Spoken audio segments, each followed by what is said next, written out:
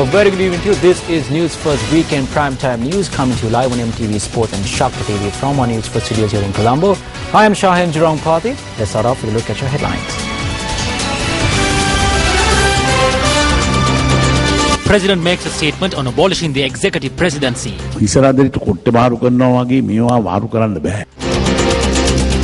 A prediction by former Minister Partli Champika Ranawaka on the parliamentary composition. Sri Lanka එකේ ඉන්න 123 පාර්ලිමේන්තුවේ. ඔය 123 යන්නේ නැද්ද මෙතුමා ගාවට? An attempt to cut down a tree planted by J.R. Jayawardene in 1978 unsuccessful. Big onion farmers stage protest atop the roof of the Dambulla Dedicated Economic Centre.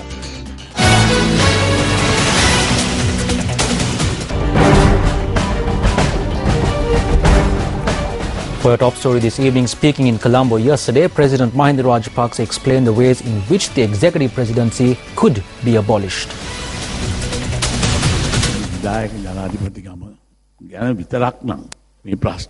issue is not only about abolishing the executive presidency. If the executive presidency is the only reason to put me out and do it in apparently 100 days, it is a rather astonishing fact if the constitution could be changed within this time frame. You cannot do that.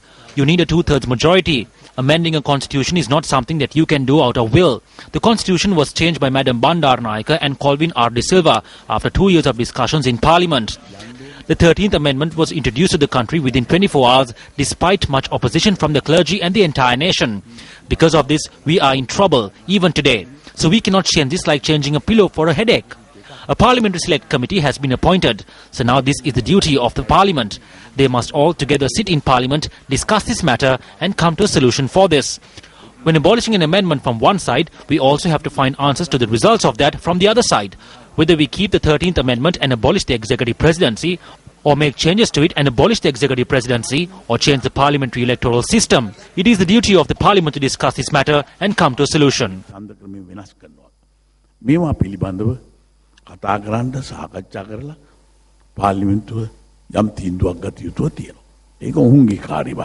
The ceremony was held at the Nelumpokana Mahinda Rajapaksa Theatre yesterday to hand over scrolls to gazetted sacred city areas. The Mahasangha expressed their appreciation to the service rendered by President Mahinda Rajapaksa to the promotion of the Buddhist cause and Buddha Sasana and invoked blessings on him to protect the Buddha Sasana in the future.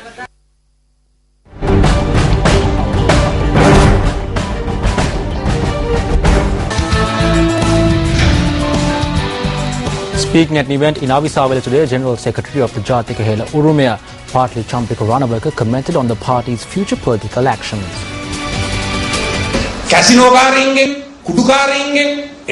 This country, including the United People's Freedom Alliance, need to be rescued from the casino players, drug lords, ethanol importers and the mega deal players. The president can do this. He will make a promise but will not fulfill it. I know it for sure. What was not done over the past decade will not be done now. The lie that is being spread at present in the country is that the TNA will gain power. How can it be so? They say that if Maithripala Sirisena wins, Hakim will become like a king. Even now, Hakim is a minister with the government. The other is that how can Ranil Wickremesinghe become the prime minister? Let us assume that Maithripala Sirisena won the election. What will happen then? There are 123 members of the SLFP in parliament. And when he wins, those 123 will rally around him. The JVP also needs to be provided space for this. The SLFPers need to take the initiative. The JHU will be there to form that unity. We have only 2 seats. They question as to what we can do. Now they see what we can do.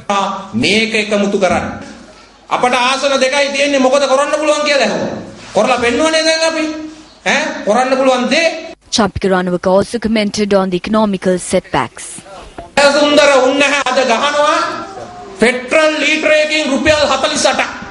Jayasundara schemes of 48 rupees from a litre of petrol. There is no issue if that is done from a luxury vehicle.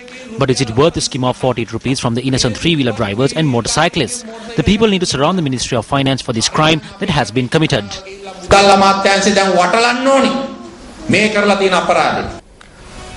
Let's now take a look at the views expressed on the presidential election and the common candidate. Various names were mentioned, but no one took a seat. Finally, a person who was with us for 10 years had hoppers with us on the final night and left. We are aware that the people will never hand over the motherland to such a person. If we say something wrong, that is what is shown on TV. The best excerpts are always aired on Final Cut. If we cough during the speech, that too will be aired. That is called freedom. The current Sri Lankan society is like a soda bottle. They forget the past. Are we on the side that is embarking on a journey with a proper solution? Will we work under the opposition that has no policy? That should be our decision.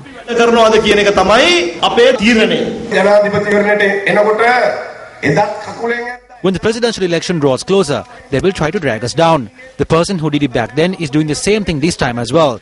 I am not sure if this is her job. In a backdrop like that, Mahinda Rajapaksa, who was the Prime Minister, won by a majority 90,000 votes and became President. If Chandrika was successful back then, you and your children will have to face the consequences. They simply lie about good governance, democracy and other things. Such leaders will never rise again. We have no leaders anymore. All that is left is Mahinda. If we do not protect him, we will have no future. Maitri will not do what Pavitra thinks. He did not do what she wanted. That is why Pavitra despised Maitri. Maithripala Sirisena is a clean character in such a government. After the 8th of January, the government and opposition will be from the SLFP. No matter where Maithripala Sirisena goes, the position of opposition leader will also go to the SLFP. The Bar Association of Sri Lanka has taken a decision to act against incidents that violate the people's rights during the period of the presidential poll.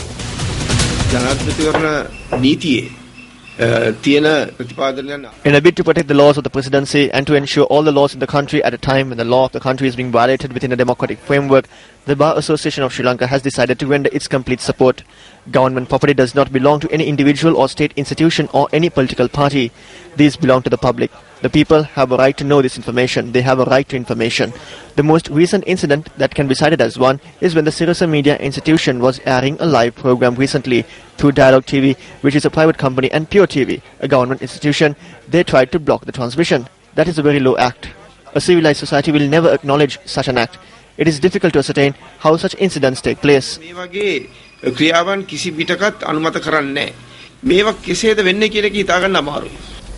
A public awareness meeting to receive support for common candidate Maithripala Sirisena was held in Athumalpitiya in Polonnaruwa yesterday. There was a public opinion that is spreading rapidly across the country that Maithripala Sirisena should be appointed as the accepted Prime Minister. The end result of this was that the family of brothers created a political environment where Maithripala Sirisena was burdened in a manner that cannot be tolerated. However, they never imagined that Maithripala Sirisena would take such a bold decision that would make the public embrace him.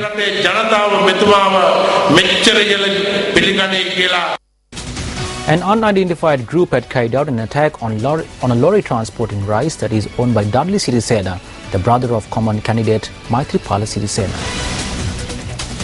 The lorry that was parked in the Manandagahamulla area was attacked at around 2 this morning. The driver and assistant of the lorry said that a group that arrived in motorbikes threatened them, attacked the lorry and later fled the scene. At around 2 in the morning, a group came in 4 motorbikes and asked if this was Maithripala Sirisena's vehicle and assaulted us. Then they attacked the lorry. They told us to take the lorry away.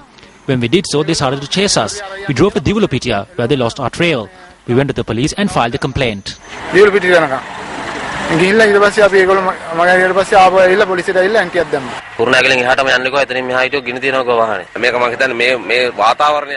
The way we see this can be considered as an act of political revenge, taking into account the current political situation. There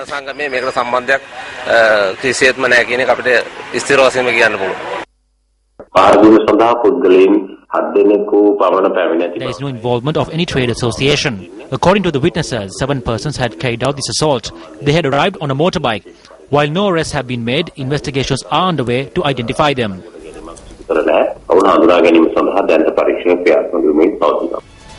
On to one of our headline-making stories this evening. An unidentified group has attempted to cut down the sandalwood tree which was planted by former President late J.R. Jayawardena at the Royal Botanic Gardens in Peradeniya. Former President Jayajawardena planted the sandalwood sapling at the Royal Botanic Gardens in Peradeniya in 1978. On the night of the 22nd of this month, the tree had been harmed. Director General of the Peradeniya Botanical Gardens, DSA Vijayasundara, said that although the tree had not been destroyed, necessary precautions are being taken to preserve it.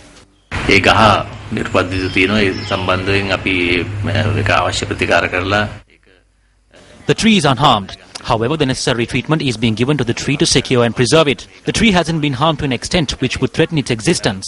There have been similar incidents in the past, and after investigations, we have apprehended the perpetrators.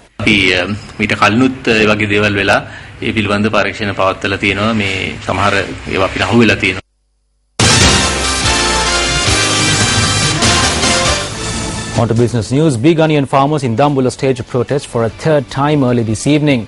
The protest is being staged against the importation of big onions. The big onion farmers staged their protest atop the roof of the Dambulla Dedicated Economic Centre today.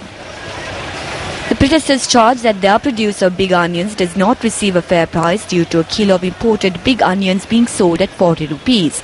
As a solution to this issue, steps were taken with the intervention of the Ministry of Cooperatives and Internal Trade to purchase a kilo of big onions at 90 rupees. Thereby, 4 centres which would purchase 15,000 kilograms of big onions on a daily basis were established. However, the farmers charge that these centres do not purchase a sufficient amount of big onions. The government has imported big onions from India. The government cannot sell these onions for 55 or 60 rupees without a tax, and neither do onions come in from India for free. They have imposed a tax of 35 rupees here. Why are they seeking revenge from big onion farmers like this? 90 rupees is simply being said on political stages and in the media. Tell them to come to the market and see the amount of onions that are just stockpiled. We were given numbers, but not for the next month, nor the month after, but the month after that. It has been 3 months now since we harvested the produce, and now we must wait for another 3 months. Hundreds of thousands of kilos of big onions have been brought in. Today, the maximum price is 35 rupees. Why are they doing this to us? Minister Janaka Bandara Tendakun, who arrived at the scene to meet the protesters, discussed the issue with the President over the phone.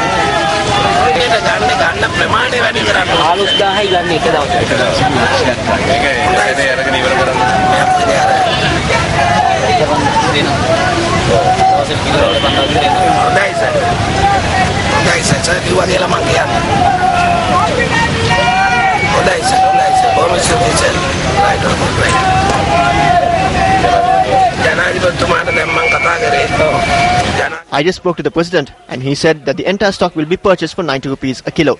Tell them that. Thereafter, the protest concluded. The subject minister expressed views in Nikravati on the protest launched by the big onion farmers.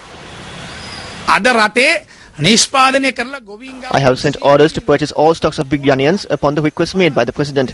We have taken measures to purchase big onions from all Dambulla stocks for 90 rupees per kilo from tomorrow. This will come into effect from tomorrow morning.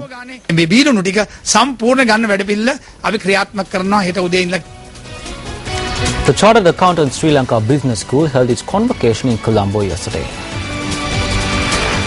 112 students of the Business School of the Institute of Chartered Accountants of Sri Lanka were awarded with master's degrees and postgraduate diplomas at the 2014 Business School convocation. The Australian Government is firmly committed to supporting the growth of education here in Sri Lanka. Provision of high-quality tertiary and vocational education fits well with Sri Lanka's agenda to become a knowledge hub by developing knowledge-based industries and services. But for all of our business promotion efforts, there is a real need to boost business confidence in Sri Lanka as a potential investment destination. Australian and other international businesses will choose to look at Sri Lanka as a viable investment destination if they are confident that they can pursue opportunities and work in an environment where there is a commitment to transparency and governance, and where corporate social responsibility is the order of the day. The hunger strike that was launched last evening by those affected by the meteor by the landslide was called off this morning. The displaced persons resorted to commence a fast after the decision was taken to suspend providing them with cooked meals and to provide them dry rations and other equipment to cook their own meals a month after the disaster. However, today they called off their fast after providing a thorough explanation. Meanwhile, persons from 4 displaced camps engaged in a demonstration obstructing the Punagala-Bandaravilla main road today. They launched this demonstration citing several demands, including the expedited process to provide them with permanent homes. We have not received any solution from the government or the states. All we ask is for a house. It is important for us to have a house. Provide us with a house within 3 months. We need a house. A group in a 3-wheeler obstructed the Newsfirst correspondent who was reporting on the demonstration.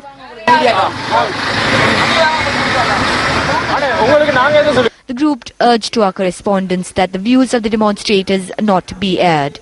Speaking to Newsfirst yesterday, Minister of Disaster Management Mahinda Amaraveera said that persons displaced by the Miriabad landslide will be provided with a permanent home within 6 months. Meanwhile, locals from the Newberg estate in Alla raised red flags at the Newberg junction and staged a demonstration today. Their demands was that permanent houses be provided to all the people in the upcountry areas, including those who were displaced by the Miriabad landslide. They can make a house so we don't have to live in camps. We tell the authorities that if they allocate funds, we could build houses on lands.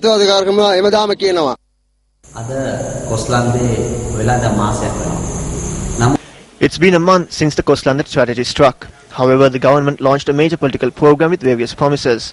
They said they would build houses for these people. However, not even the foundation stone has been laid. People have donated massive amounts of relief for this situation, and the Tamil politicians in particular in that area have kept these reliefs in storage. So the people don't have anything.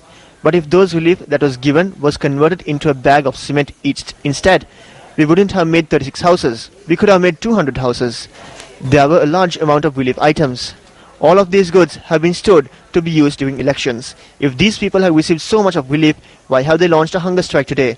No arrangements have been made for these people in terms of residences.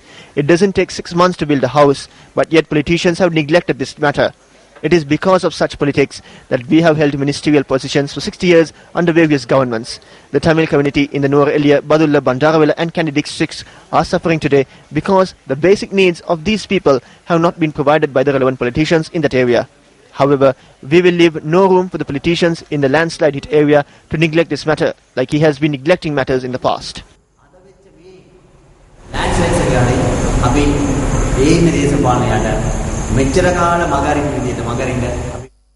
Heavy rains experienced over the past few days disrupted the lives of many people in several areas in the country. Around 844 families from the Vavuniya district have been affected by floods. Our correspondent noted that out of these families, 277 families have currently been placed in 5 relief camps. Furthermore, 256 families from the Mullivaikal area in Mullaitivu were displaced when their houses were flooded. The Mullaitivu Disaster Management Centre and the Sri Lanka Army provided food and other necessities to the affected. 4 spill gates of the Thabover Reservoir were opened this afternoon due to heavy showers experienced in the area.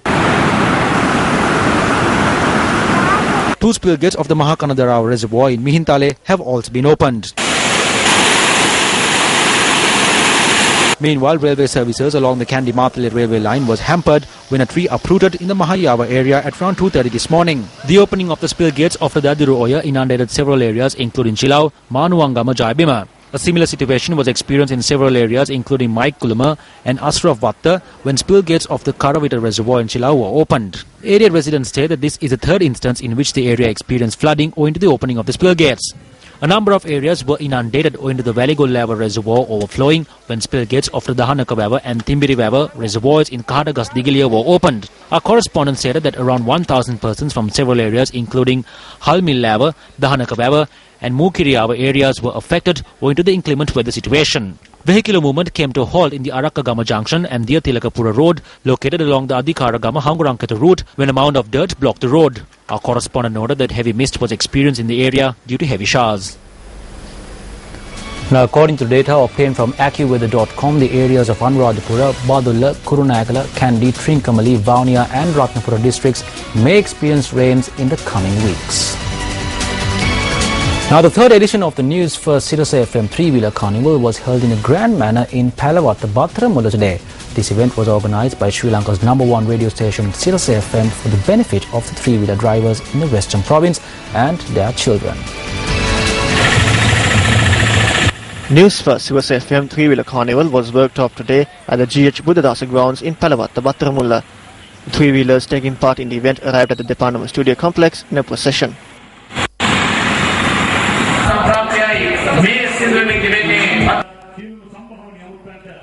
Senior management of the MTV MBC network were among those present today, while the mayor of Kaduvela, GH Buddhadasa, was the chief guest for the event.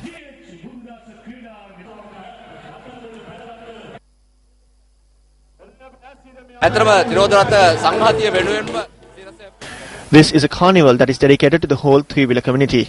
Not only are there competitions for the youth, the minors too can enjoy a number of activities, including a magic show.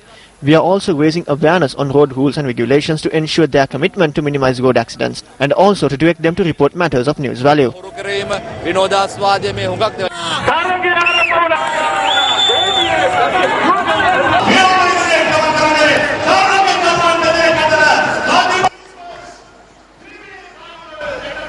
Newsfirst Sirasa FM three-wheeler carnival comprised of a number of events dedicated for the three-wheeler drivers.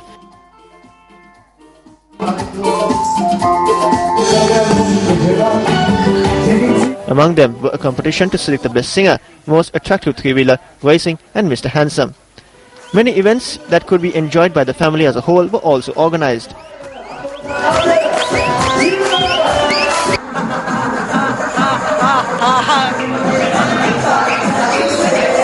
A flash mob of dancers from Sirasa Dancing Star also caught the attention of the gathering. Members of the audience also joined in with the dancers.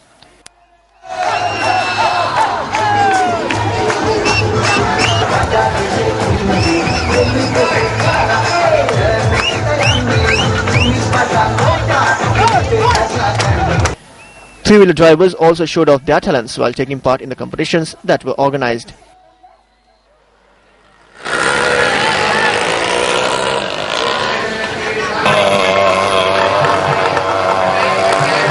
Meanwhile, the three-wheeler drivers of the Western Province were also presented with the opportunity to enlist Newsfirst's citizen journalism initiative, Newsfirst UK Report. The Samanala Sirasa voice tests were also held today.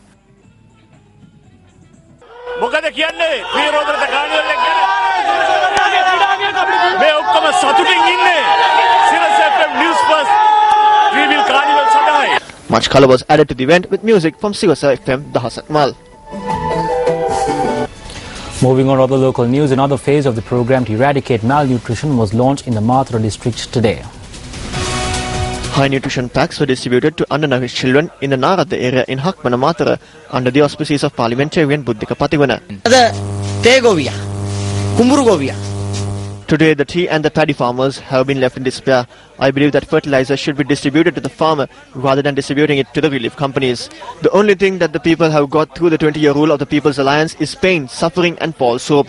That is why we must look forward to a new system and a new change.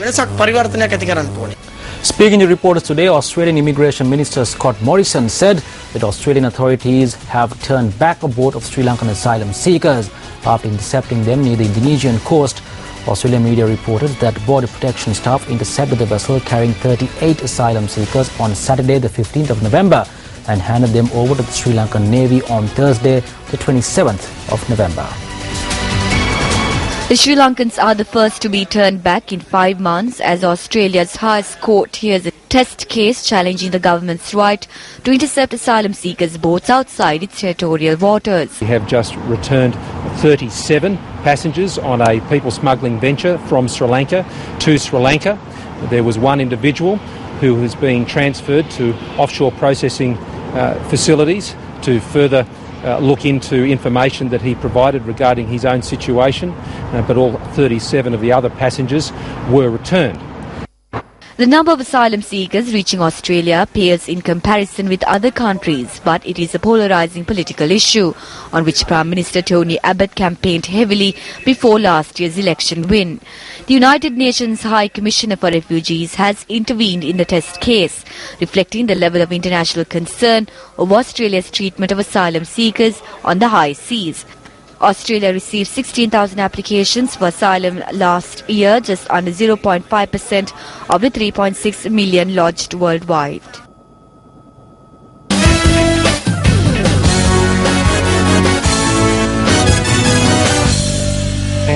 On the sport, we start off with cricket news. Half-centuries by Sri Lanka's dynamic duo Mahela Jayawardene and Kumar Sangakkara powered Sri Lanka to beat England by 8 wickets in a rain-reduced one-day international to take a 2-0 lead in the series. Now, the second one-day international was played at the R. Premadasa Stadium in Colombo.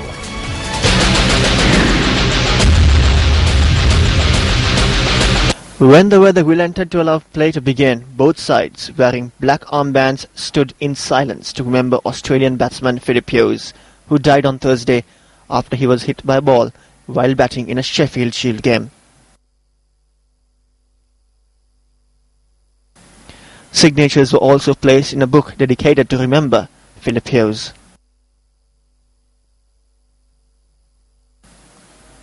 Alistair Cook won the toss, but he and the top order struggled against the spinners on a slow Colombo pitch. Only Joe Root with 42 and Ravi Bopara with 51 passed 25 as the tourists were bowled out for 185 in 43 of their 45 overs. Although Bopara recorded a third half century in 4 ODIs, spinner Ajantha Mendes bagged 3 for 33, wrapping things up with 2 overs to spare.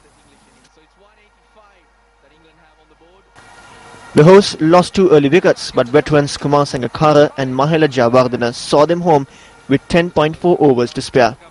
In the end, it was a comfortable chase for the experienced batting pair, who added 149 runs and have amassed a mammoth 815 ODI caps between them. Jayawardene and Sangakkara also equalled the third most number of 100 runs plus ODI partnerships today, with the number standing at 15.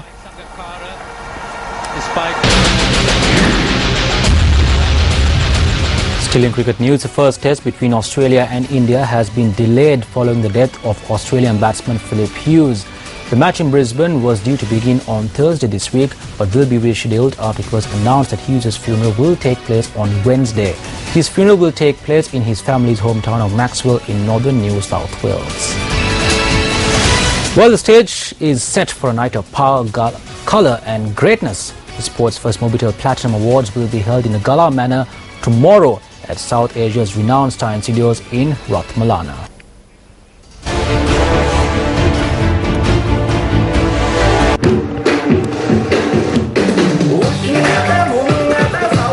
Organised by the MTV NBC Networks and Newsfirst, the sport's first Mobitel Platinum Awards is the largest of its kind in Sri Lanka, aimed at uplifting the future of sports in the country.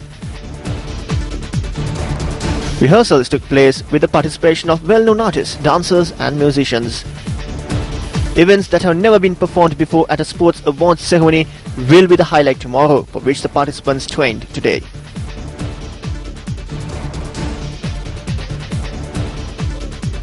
Practice karna Platinum Awards 2014 වලට. We are practicing for Platinum Awards 2014. For the first time in Sri Lanka, an awards night has been organised for sportsmen and women in the country. I have a performance for my song and we are practicing for it. මගේ cassette කොසට ගීතයට මම performance එකක් තියෙනවා. අපි කලාකරුවන්ට අපිට ගොඩක් For artists like us, there are many award ceremonies. I am amazed and happy at the same time for this massive event that has been organized for the sportsmen and women of the country. I have a special task. I am performing a dance act after my time with Dancing Star. This is the first time that I am performing for a fast-paced song. I am happy to be part of this. 32 awards are up for grabs at the sport's first Mobitel Platinum Awards at tomorrow's event. Sportsmen and women were selected in a manner that schools, sports clubs and national contingents are represented. A jury comprising of veteran sportsmen and women did a thorough selection for over the past few months to select the top contenders. ශ්‍රී ලංකාවේ ප්‍රථම වතාවට තමයි සජීවී. For the first time in Sri Lanka, an awards night is to be aired live on television. This is a great responsibility and a challenge for us. Come tomorrow night. We will be able to see how far successful we have been by overcoming the challenge.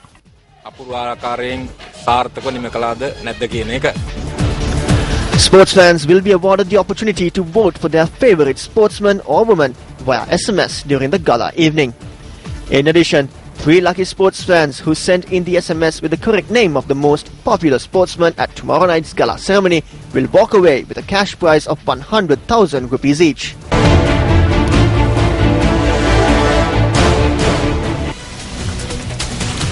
Well, across the world this week, headlines were dominated by the tragic death of cricketer Phil Hughes, the Ferguson protest after the grand jury decision, and the 6-year anniversary since the terror attack in Mumbai. We leave it tonight with a look at how these moments were captured on the lenses of photographers across the world. For the News First team, I'm Shanjaram Patil. Good night and take care.